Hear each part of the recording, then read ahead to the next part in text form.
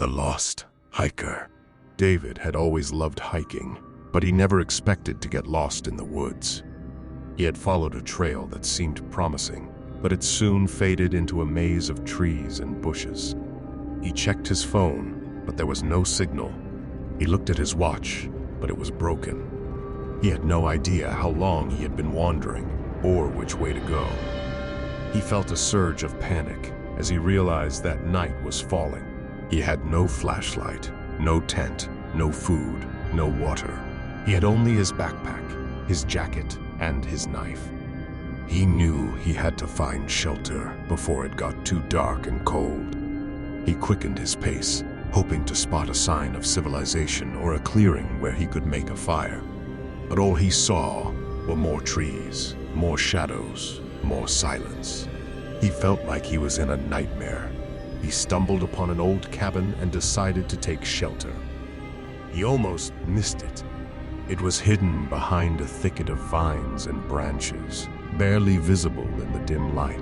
It looked like it had been abandoned for years, maybe decades. The windows were boarded up, the door was hanging by its hinges, and the roof was sagging. But it was better than nothing. David pushed the door open and stepped inside. The cabin was small and dusty, with a fireplace, a table, a chair, and a bed. There was also a shelf with some books and a diary. David felt a flicker of hope. Maybe the diary had some clues about where he was or how to get out. He grabbed the diary and opened it. It was written in a neat handwriting, dated from 1978 to 1980. It belonged to someone named John Smith, who claimed to be a researcher studying the local flora and fauna. David skimmed through the pages, looking for anything useful. He found nothing but boring descriptions of plants and animals until he reached the last entry. October 31 Sti, 1980. This is my final entry. I can't stay here any longer. They are coming for me. They know I'm here.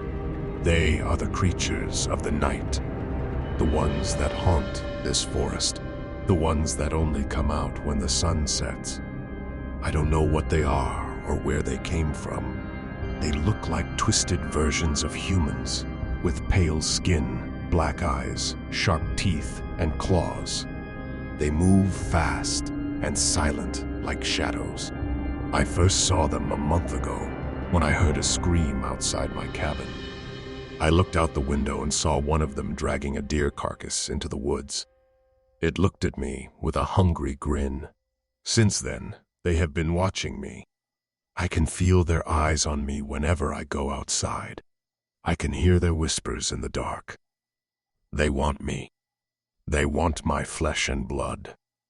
I tried to escape, but they blocked my way. They surrounded my cabin every night, scratching at the walls and windows, trying to get in.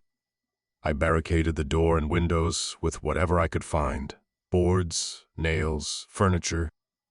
I hoped they would give up and leave me alone. But they didn't. They are relentless. They are patient.